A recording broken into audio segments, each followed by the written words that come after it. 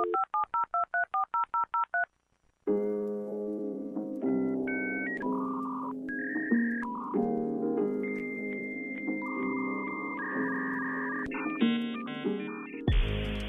I'm Anna Soper.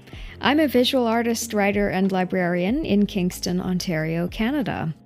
Welcome to Teen People, a podcast inspired by my collection of Teen People magazines.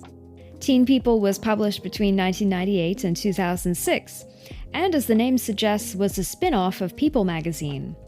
I still have a collection of around a dozen issues left from my early teens, and in 2020 I founded this podcast, where I track down people from Teen People. Real people who were in the magazine as young adults, and who are now in their 30s and 40s. Where are they now? Join me as I find out.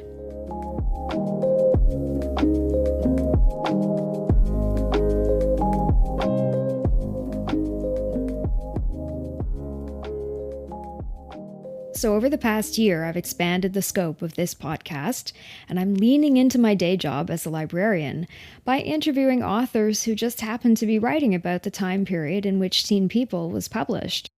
Last year, I interviewed the British author and columnist Sarah Ditum, whose book Toxic: Women, Fame, and the Tabloid 2000s explores noughties pop culture through a scathing re-examination of the lives of 9 female celebrities, including Britney Spears, Paris Hilton, and Amy Winehouse. This summer, I interviewed the Canadian author and magazine publisher Lisa Whittington-Hill. Lisa is the publisher of this magazine and was nominated for a National Magazine Award in 2022. Her writing has appeared in long reads The Globe and Mail, The Walrus, Hazlitt, Catapult, and more. She teaches in the publishing program at Centennial College in Toronto and is the author of a book in Bloomsbury's 33 1/3 music series on Beauty and the Beats by the Go-Go's. Lisa's latest book, Girls Interrupted: How Pop Culture is Failing Women, was published by Montreal's Véhicule Press in 2023. Girls Interrupted is an essay collection, and much more personal than Sarah Ditum's book Toxic, but I recommend you read both as they play off each other in interesting ways. Lisa writes about how society loves to see women fail, which is why the media reflects and magnifies minor, sometimes major, transgressions into headlines that can stick to a female celebrity for years. Similarly, Sarah spoke with me last year about the redistributive effect of tabloid coverage. "You've got all this success, and that's not fair," she paraphrased, "and we, the media, are going to take you down for it." But both authors argue that in this treatment of famous women, all women suffer because of what this teaches us, particularly that our lives are measured against those of others, always. Other women, men, and children, and whether or not we have any. While I had Teen People as a teenager, Lisa had Teen Beat, and her essays examine these artifacts of popular culture, such as blogs, tabloids, and magazines, movies, TV shows, and the music industry, and viral moments, including celebrity court appearances, online social justice movements, and ill-conceived biopics. Her title, of course, is a play on the novel Girl Interrupted, which was turned into a movie starring 90s darling Winona Ryder, who Lisa writes about in Girls Interrupted. I was especially interested in Lisa's arguments that pop culture believes that drama is the only art women can make. Not drama as in the classics, the theatre, but drama as in drama, with other women. Pop culture believes that drama is the only art women can make is actually the last line in her book, and is where we began our conversation. Oh, is that the last line? Wow, that's a great last line. Yeah, I mean, it's such a big thing to unpack. I think it's a lot of what I talk about in the book is these kind of, there's a big section on feuds and how we love to see female celebrities kind of tearing each other apart, tearing each other down. There is, a lot of talk in the book about women like Lindsay Lohan and Britney Spears and Winona Ryder who, so much of their personal lives were covered, and so much of their, their partying and their feuds and their relationships and all this kind of drama that it almost became that, certainly becomes the thing that the media focuses on and people focus on, this sort of drama. And unfortunately, their movies, their music, that sort of becomes sort of the second character in their story. And it's interesting because before this we sort of started, I was reading, of course, Shannon Doherty just passed away, and sort of definitely she was someone who had this reputation as a bad girl. All the sort of stories when she was on Beverly Hills 90210, the first one, the original Beverly Hills 90210, her fighting with Jenny Garth, her co-star, and her Shannon's partying and coming late to the set, and kind of all this drama around her. It was certainly big and was the focus. And I'm very curious to kind of see, now that she's passed away, sort of if there's any kind of changing of the narrative or attempt to kind of rewrite that and revisit it. It's something I'm thinking about maybe revisiting this week and writing something about it. But certainly that was such a big part of her story, this drama, and it becomes such a huge part of, like I say, all these women I talk about in the book, that the drama certainly overshadows their talent and their careers and their accomplishments. I talk a lot in the book about Courtney Love, and that's certainly someone who the drama is big for as well. But I really want to see sort of in the days ahead how people will talk about Shannon Doherty and this kind of reputation she had. Did you find the book was sort of cathartic? Because I not only felt that you were getting some things down on paper regarding your own personal life, Yeah. and your mental health specifically, but you were getting a lot of rage, and I don't mean this in a judgy way, but you were like, a lot of the paragraphs in the book are just in every essay, in every chapter, are just coming back to your central thesis, and you have so many examples, you can just hammer them all out. And to me that felt like, that's the sort of the power of the book, is there are so many examples to draw from. I mean, I think it's something, I was really angry when I was writing the book. I would be pounding like keyboard. I mean, I think what made me so angry is that every day seemed to bring up new examples of, how pop culture is failing women. And I felt like, I think, there's a certain point where I'm like, I could just keep writing this book forever, And my editor is like, no, we have to stop at a certain point. I'm like, can I write volume 2 next year? And I think that was really it made me angry, but it also, I think it was depressing to see sort of all, the same things sort of coming up, and new examples every day, even now, at least once a day, I find something that, oh, if I was still writing the book, I'd put this in there. And I always describe the book, when people are like, what's a word that describes the book? I'm like, timely.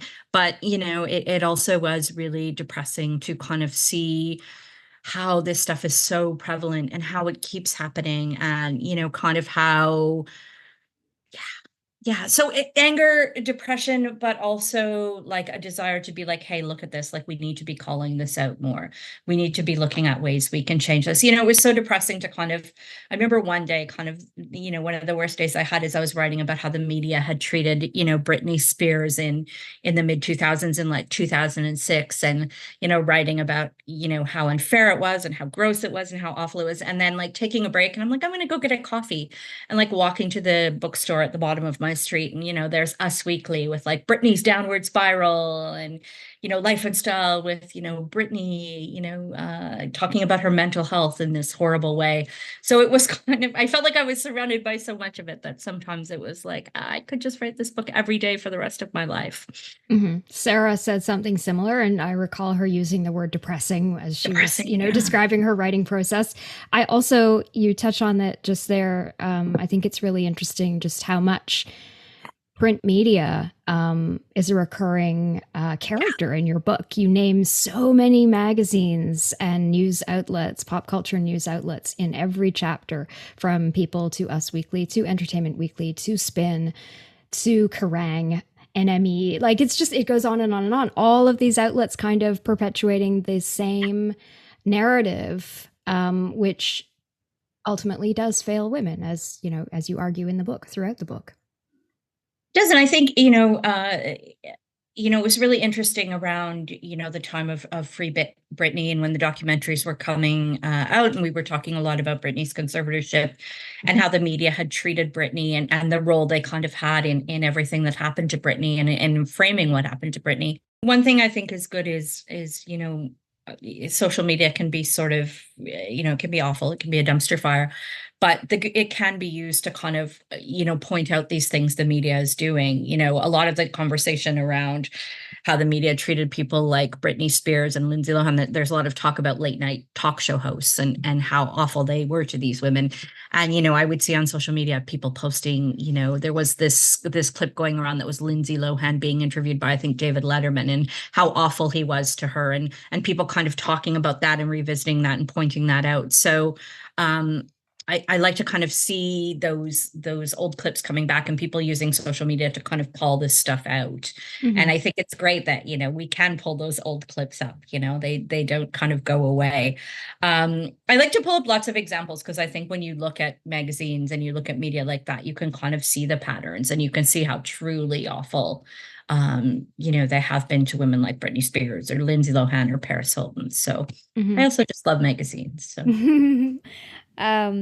you write about celebrity memoirs, and you describe a redemption narrative, which is strictly reserved for male authors. And you go on to discuss how reviewers review celebrity memoirs by men versus women. And so the women, of course, their sex lives are the focus, their appearance, aesthetics, their eras, as we call it now. Whereas the male celebrity memoirs, they review the craft. And the men can get away with a lot more and still receive praise for their craft. And you write, "We love to see women fail." Why do you think that is? I don't love to see women fail, but I think, I started to kind of think about that. I wrote that piece. It's a piece on gender bias in celebrity memoir coverage. I had written it for Long Reads, which is a publication in the US.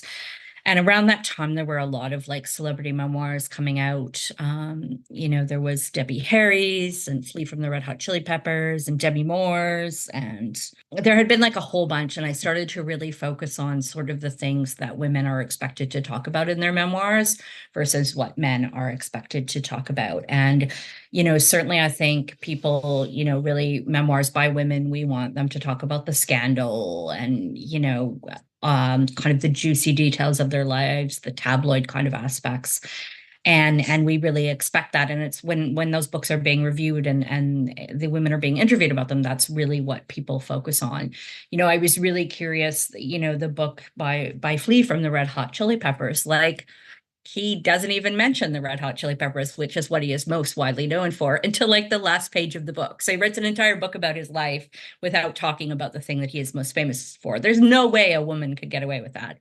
There's no way Debbie Harry could write a book and not talk about Blondie. So I started to think about that. And I started to think about how much, in these books, people want women to write about their suffering and their pain and their challenges and all these kind of things in a way that the men aren't expected to write about, and to kind of, we really want to see women struggle. We really want to see them fail. That's what they want to read about in these memoirs by women.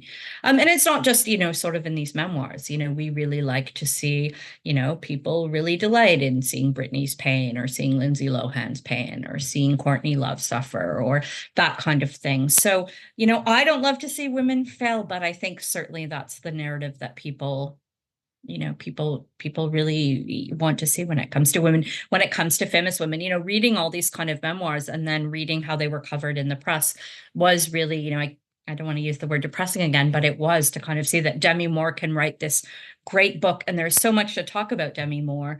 And really then when people were reviewing and talking about the memoir, it was all about her cocaine addiction or being married to Ashton Kutcher.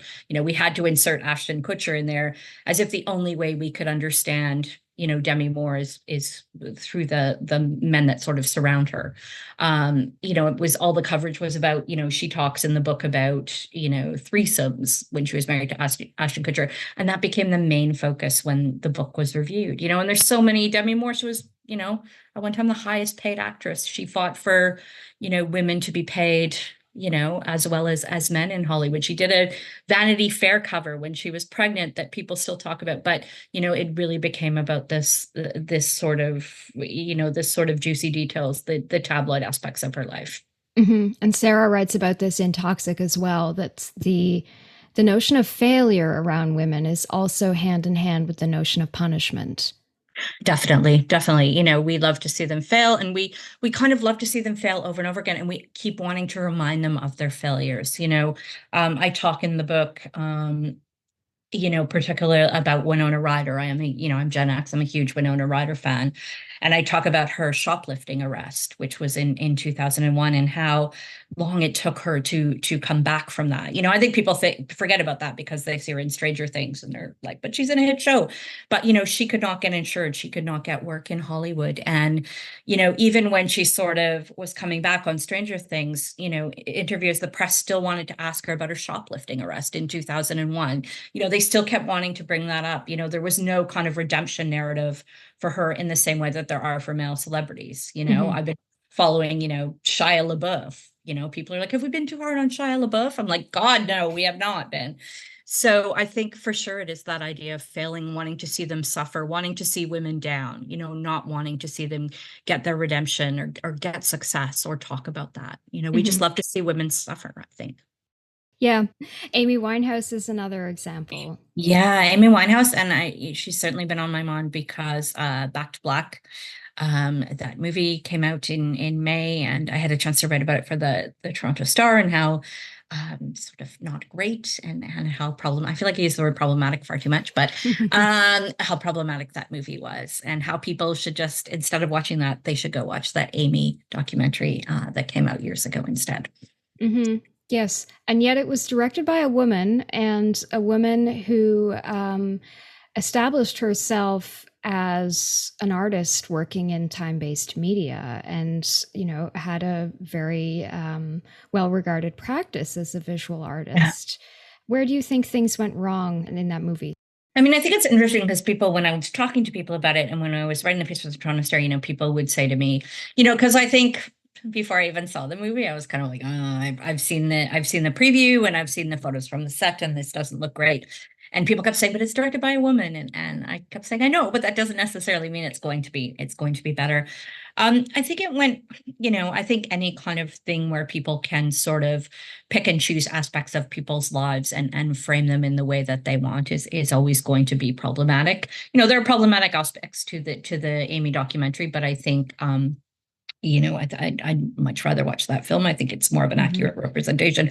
I think the problem for me with Back to Black, the movie that just came out in May, is that sort of all these men in her life get a free pass. There is kind of this, her father is kind of portrayed as maybe, well-meaning and blokey. Well-meaning, thank you. Yeah. And I know he didn't like how he was portrayed in that documentary, but they sort of, her father and her sort of relationship with Blake, who she was married to, like sort of gets this revisionist history. And it's really, Amy doesn't get this kind of revisionist history in the movie, but they kind of do.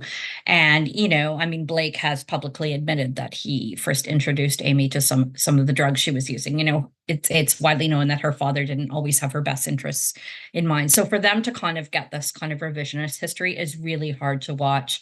And I think it's really hard to kind of tell the story of Amy without talking about the paparazzi, without talking about the media, without talking about addiction, and without talking about all these different things that were in play. So I think for me, I find, maybe I'm too cynical, but I found it really hard to just sit there and watch this love story of her and Blake. I think that is an important aspect of Amy Winehouse. It's important to talk about this relationship she had with Blake. She was hugely in love with him. She was hugely in love with him, yeah.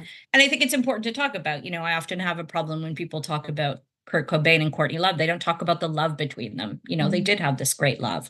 So yeah, the movie, I mean, I was a bit cynical going into it, but I kind of, when I sat down in the theater, I was like, okay, I'm going to be open-minded. But yeah, I was like, oh, I don't know. And like shots of her, running down the street with her eye makeup dripping down. And like, it was all just a bit too egregious. Yes. Yeah. Thank you. That's the word of it.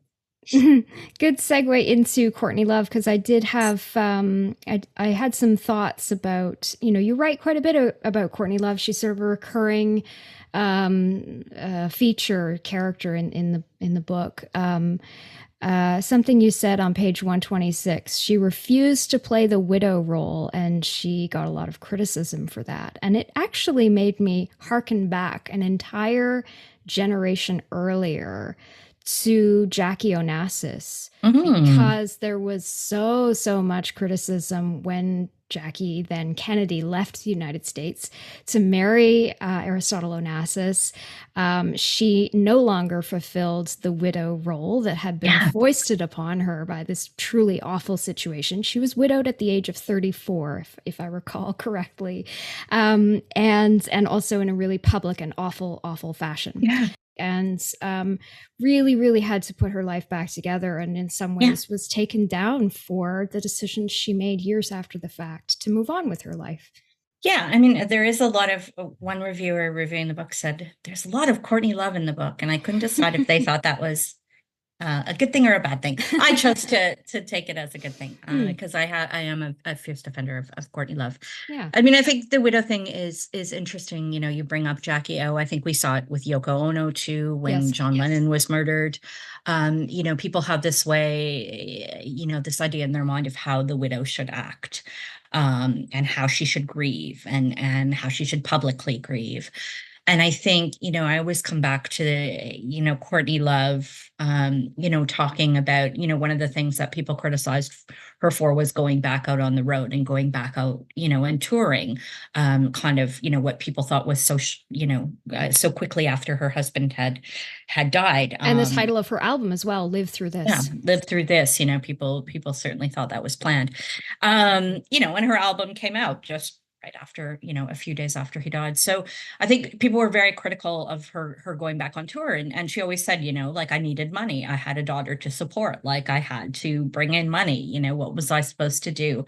But I think there is this very idea of, you know, how Courtney Love was supposed to act, you know, after the death of Kurt Cobain, and people were very critical. And no matter what she did, she couldn't, you know, she couldn't win. If she went out on tour, it was like, oh, she's going out on tour so soon. She never cared about Kurt. It's all about money and fame, you know. But then if she grieved, you know, right after he died, you know, there were all those shots of her, you know, those photos of her talking to fans that had gathered outside their house and trying to help them understand it and talking to them and hugging them. And people didn't like that either, you know.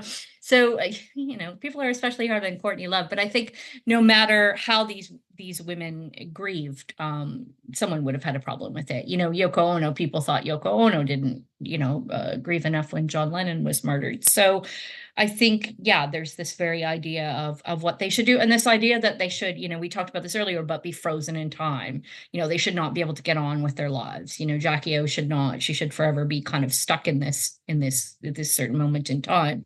You know, the way she probably exists stuck in that moment in time in people's brains. But this idea that, like, they're not allowed to move on. We always want to see them suffering, right? We always want to see them as the grieving widow, and then we're going to tell them how they should grieve. Hey, you're not grieving properly. Here's how you should do it. Exactly.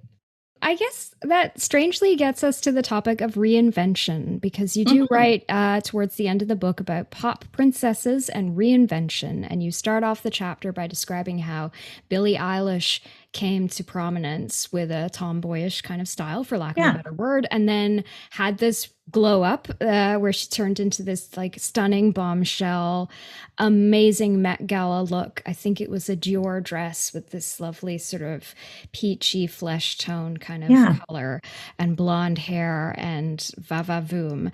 And she was criticized for that, of course, because we are Oh. criticized for everything.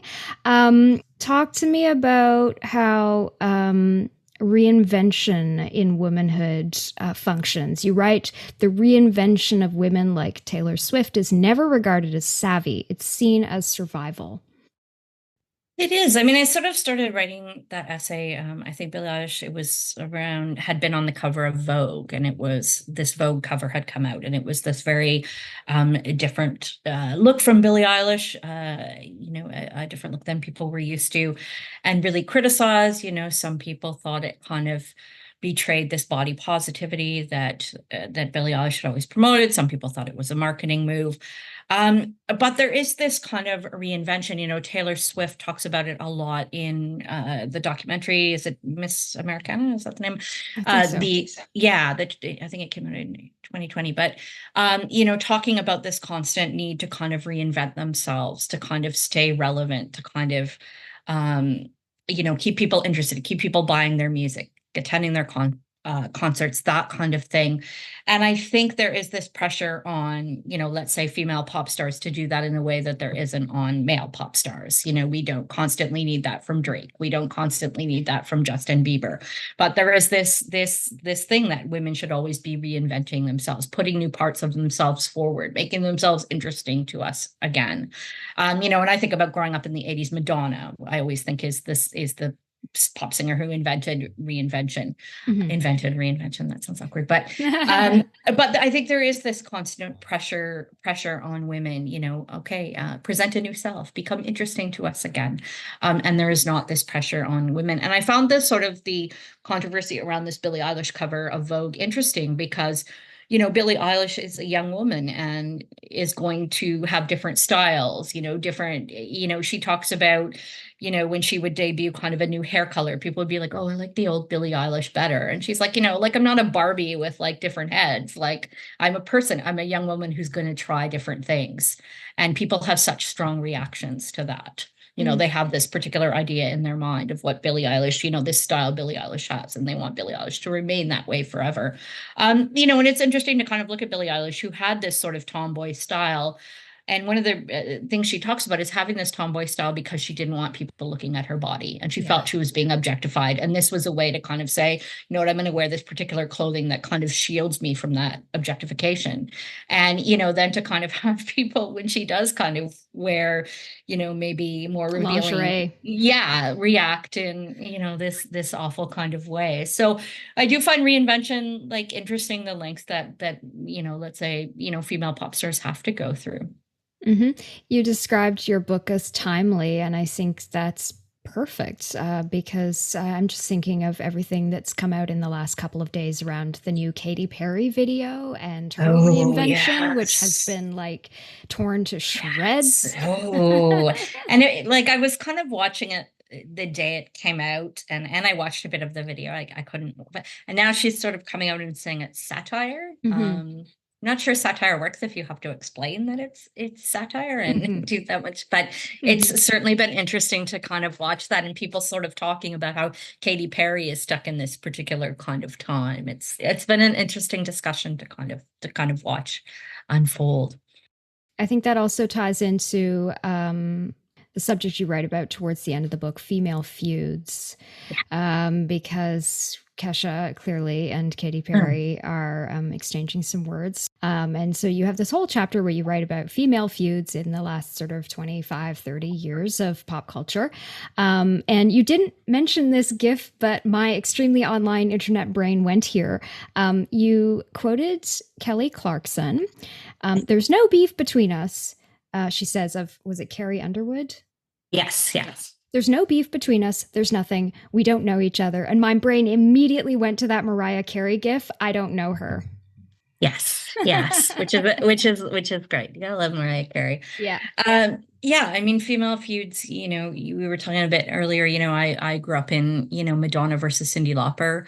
And then there was Tiffany versus Debbie Gibson, and then Britney versus Christina. That was so big. And now, I find it hard to keep track of, who is Miley Cyrus feuding with. We've seen Kesha and Katy Perry feuding, and I think Kesha has every right to call Katy Perry out. But I think, my problem with female feuds is, again, it feeds into this drama, that drama is the only interesting thing about women. And it kind of feeds into this notion that there can be only one woman at the top, and women are always kind of fighting to get that spot and fighting each other. And tearing each other down. And I don't think that's the case. And I think it's interesting when you do read about these feuds and the people are like, yeah, I don't even know that person. Like I've never, Kelly Clarkson's like, I don't know Carrie Underwood. But I remember I talk about this in the book, there was like an American Music Awards one year, and it was, they were kind of having this theme of the year of the woman. And then like all the, well, there were very few women actually nominated that year, but also all the coverage was about the feuds. Like it was really all about, oh my God, how was so-and-so looking at Pink when Pink was performing? And was so-and-so giving someone the side eye? And, it just seemed, I think, weird to have, this is, our theme of is going to be women, which is kind of a weird theme to have anyways. But then, we're not going to actually nominate any women in the categories. And then all our coverage is going to be about them fighting each other. You write it about the way that 90s music magazines would sort of devote special issues to women and then objectify them in their articles and listicles. Yeah, it was a big thing, in the 90s. It was, I found one the other day. It was a Spin magazine that had, I think the cover line was Year of the Girl or something. And it was their Women in Music issue and had Fiona Apple on the cover. But it was really this idea that like, that gender was a genre of music, and that women, rather than being in issues throughout the year, we're just going to ram them all in this one issue. And often the women put together, the only thing they had in common was that they were women, but you would get kind of these women in rock, women in music issues, and it was like, can't we just spread them out throughout the year? Like, do we have to have this special issue? And the special issue was usually problematic in the ways that kind of talked about women and framed them. This I think the Fiona Apple cover had like, she's been a very bad girl, or like just these awful ways of talking about women. But I think they felt like because they were giving them their own issue, hey, we gave you your own issue. Now we can talk about you whatever way we want. We gave you an issue. What more do you want? Like, yeah. Women as a genre of music is interesting because you briefly touch on Lilith Fair, which was the sort of multi-year kind of touring festival, which I think was co-founded by Sarah McLachlan in 1997. Yeah, I think I was talking about it in the book because I was talking about Lollapalooza and talking about Lilith Fair. I like Lilith Fair. I think it's great. I'm glad it exists. I think my issue is that my issue always is that, I grew up going to things like Lollapalooza. That was the 90s. And there's a new documentary out about Lollapalooza. And it's interesting to look at the lack of women on the lineups. There were years of Lollapalooza where there was, one band featuring women. I saw Lollapalooza 92 and there was one band with women on the bill, Lush, which is a British band. But, to kind of look at that and then look at why can't we just have more women on the lineups of Lollapalooza? Why do we have to have this separate kind of thing just for women? I like Lilith Fair, but I think maybe my issue is more with Lollapalooza and why couldn't we just have had more? The 90s were supposedly this progressive time. It was alternative culture, independent culture, and then you look at these concert lineups where there's, one band featuring women on the lineup. So I like Lilith Fair, but I think it's like, let's have more women on all the lineups and not just have to create this separate thing for women to actually get to play their music. And I think Lilith Fair maybe, contributed to this idea that, women's music had to be polite and it had to be folk music and it had to involve a guitar, this kind of particular It had to be earthy and sort of earthy, yes. White female feminism spirituality. Yes. This certain idea of kind of what women's music is and who the audience for women's music is, that it is just women or should only be women. Yes, women who go to Starbucks at the chapters. Indigo chapters. Yes. So I think I felt bad about that particular essay afterwards because I'm like, I like Lilith Fair and I'm glad it exists, and I felt maybe that I came across as a little snarky, but I was more snarky that we can't just have more women on concert lineups in the 90s. We had to kind of have this separate thing for them. It's an interesting point that you made about the sort of progressiveness of 90s 90s musical culture, because I think that bled into much more commercial music. And I'm thinking specifically of the Spice Girls, which also arose around the time Lilith Fair arose. A completely different kind of version of femininity, not so spiritual, not so earthy, not so woody and nutty, but, for someone of my age was completely captivating. I love the Spice Girls. They meant everything to me at that time in my life. And I loved how there was one Spice Girl for each of us, like your whole friend group. You could have your own special Spice Girl. And so I was a little bit surprised that I think the Spice Girls you mentioned only once in the book. I know. And I have written about the Spice Girls before. And I actually, after I finished the book, I was like, I should have maybe talked about the Spice Girls. I think people think I'm gonna not like the Spice Girls. I actually like the Spice Girls. I think, their particular brand of girl power, people are critical of. But I think that people need to remember who the audience for Spice Girls was. I think the Spice Girls brand of girl power, which some people thought was manufactured, some people thought it was commercialized, some people thought it was diluted, was perfect for 11-year-olds and 10-year-olds and 9-year-olds. I love that. I wish I'd had the Spice Girls when I was 11. This idea of girl power, that girls can do anything. This idea that you can be sporty, or you can be baby spice, or you can be posh spice, like all these different things. I think it's great. And I think I think people are like, oh, their feminism was kind of, it wasn't that advanced and it didn't seem like they really understood it. It's like, but think of who their audience is. Like, I think you get 11-year-olds that kind of are Spice Girls fans, and then they kind of, that is kind of an entry point to other things. I think people think I'm going to hate the Spice Girls, but I'm actually, I think there are problematic aspects of Spice Girls. Yep. I read that they used to turn Posh Spice's microphone off, which is not very girl power. But I think I did feel after I'd written the book that I should have written something about the Spice Girls. And if I wrote a volume 2, I would include the Spice Girls, because I think there's a lot to unpack there too with the Spice Girls. I agree. I think there is a lot there because there has been some criticism in recent years that the Spice Girls have a number of the Spice Girls are sort of members of the British establishment at this point. Yes. I remember famously when Jerry Halliwell praised Margaret Thatcher. Yes. The first female British prime minister, but also a conservative who, a generation of British people despise. And Jerry has transformed herself into this kind of like aristo, almost on a level of posh in a way. Yeah. And pared her style back much more than it ever was before. And so but again, there's the idea of women, reinventing themselves over time. I think, yeah, as you say, there's a lot to unpack there. Yeah. And I think, I remember, the Spice Girls, I remember reading a lot of pieces where people were really, really hard on their feminism. And, and I always think, like I said, it comes back to like thinking about who their fan base was, and I think for me, if I had the Spice Girls when I was 11, it would have been so inspiring. I did not have the Spice Girls when I was 11. That segues really nicely into my last question for you, actually, because one thing I do like to do on this podcast is to get my guests reflecting on their younger selves, their teenage selves, perhaps. And I like to ask all of my guests, what advice would you give your teenage self today if you could?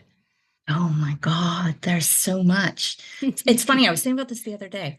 I think I would tell my teenage self to not worry so much about things and to not take things so seriously, and that things that seem so monumental, as a teenager, they won't matter years later. I think I would go back and tell my 13-year-old self, it doesn't matter that you didn't get invited to Kim's sleepover. Life is going to turn out okay.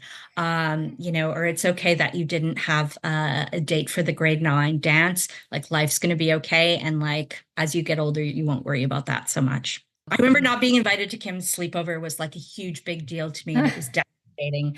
And I remember crying and thinking that no one liked me. And I wish I could just go back and tell my teenage self, you know what, like, it doesn't matter. And you won't even remember that. Although clearly I do remember her. But you won't even remember that years later. And I think, things that seem so devastating at the time, like, everything's going to work out okay. That sounds like that would be a nice moment to do some inner child healing around.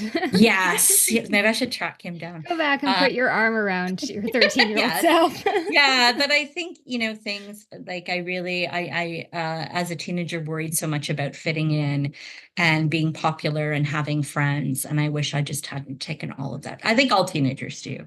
But I wish I had just relaxed and been a little easier on myself. That's wonderful. Well, thank you so much for this call and this Thank interview. you. This has been so lovely. I've loved chatting with you, and it was lovely to see those. Thanks for listening to this episode. Please help me reach more listeners by subscribing to my feed and rating and sharing my work. Check out the show notes for information on how to buy Girls Interrupted. And you can find my interview with Sarah Ditum by scrolling through my past episodes. I've divided it into 2 parts, one featuring Sarah in conversation about her book Toxic, and the other featuring Sarah reacting to Teen People's contemporary coverage of the stars she writes about in Toxic. So here's how Teen People rehabilitated Justin after his breakup with Britney. They wrote, "There's something about Justin Randall Timberlake that makes you forget he's one of the biggest celebrities on the planet.